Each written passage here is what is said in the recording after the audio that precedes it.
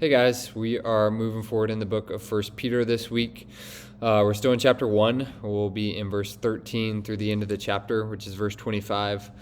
We've got a lot to cover in those verses. Hopefully we can get to it all. We're going to structure the lesson around, there's 5 commands in that section. We're going to whittle it down to 4 because command 2 and 3 are kind of two sides of the same coin, essentially.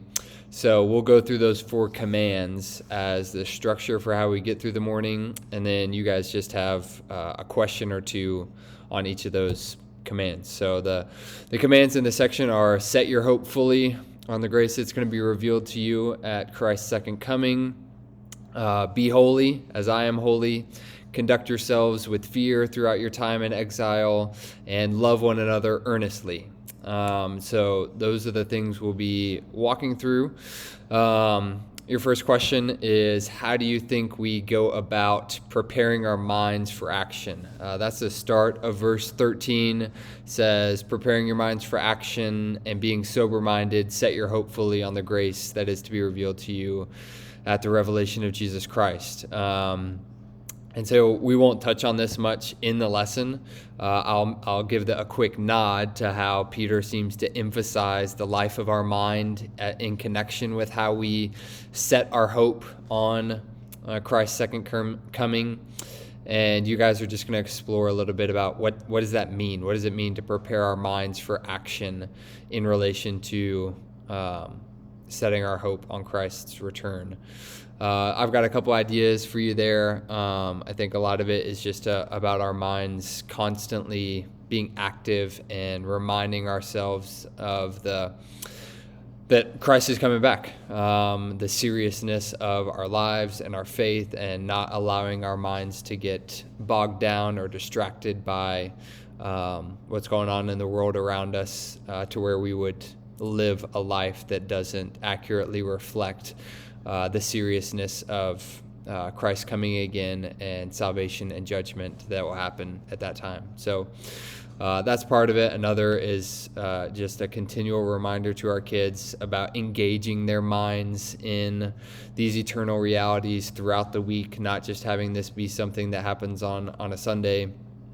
You may or may not be familiar with this, but the literal phrase preparing your minds for action is actually, Peter says, gird up the loins of your mind, which is a strange phrase, but it is a memorable phrase. I remember studying it when I was probably 18, and I have not forgotten it. If you want to bring that up to your kids as an example and you think that would help them remember it, go for it. I'll leave that up to you guys. Yeah, so it's accurately translated, preparing your minds for action. That's what kind of girding up your loins is, preparing to do work or to go to battle. Lift that tunic up so you can get some mobility. So if you want to bring that up to the middle school boys and they think that would be funny, go for it. If not, you can leave that out. Up to you guys. The second question is more about holiness, and it's asking if they think, how many people do you think know that you are a follower of Jesus? And then off of that, how many of those people do you think would quickly, without hesitation, say, you live your life, your conduct is drastically different, it's set apart from the way that they live their lives. It's really different, it's really evident, not just because you say you're a Christian, but in the way that you live, that there's a holiness, a distinctness, a set apartness by how you live. And then you can even jump further into this idea, which I think is a good question with good points on either side, of should we make it widely known that we are a Christian? Is that something that we should try to make sure people know about us really quickly? Is that something we should not necessarily try to hide, but not be so forthcoming and quick with? What are the benefits and drawbacks to those? So that's the second question. Third one is, again, related to that second command of be holy as I am holy. What actions do you think that we're called to do as Christians that would stand out and set apart Christians the most if we were to embrace them and practice them more often? So what kind of things in the Bible that the Bible calls us to do, if we really embraced that and lived that way, would people look at Christians and say they're holy, they're set apart, they live differently and distinctly than we do as people who don't follow Christ? Fourth question is about the third command. Peter says, conduct yourselves with fear throughout your time in exile. We're going to spend a decent amount of time on this. It's a complex topic, the fear of the Lord. We've all heard of it before. It's all over the Bible, but it's hard to grasp. I'll present what I think is new to me. I imagine it's new to you guys potentially, and certainly new to a lot of our students.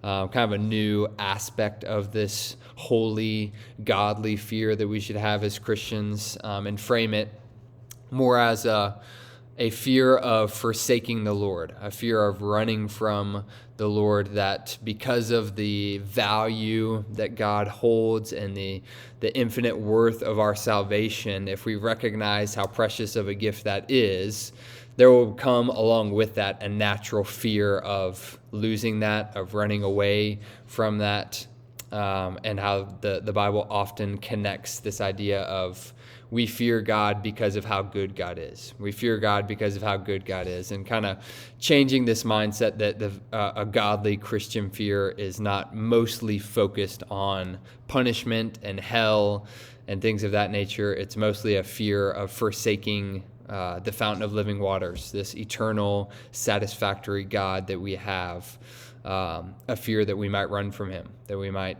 forsake him for something that's far less valuable. So the bullet points under there will probably make more sense as you hear that full explanation in the message. I'm going to use an example towards the end, which is what that last point, the I, right before question 5 is about. That won't make sense to you now, but once you hear that example in the lesson, that'll click for you and you'll see what I'm talking about. And I think that's a good thing to reference.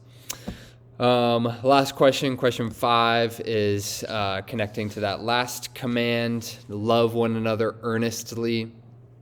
And he uses a couple of adjectives around there to describe this love, that it's pure, it's sincere, and it's earnest. And we'll talk about how he makes a big deal that we're kind of prepared to love people this way because our hearts have been purified through our faith.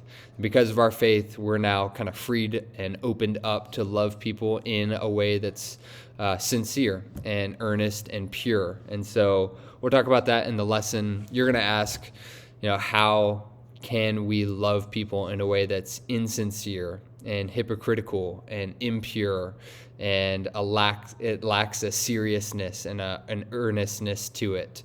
How can we do that, and why should we? What in our faith should point us away from that, should purify us from those poor motives for loving people?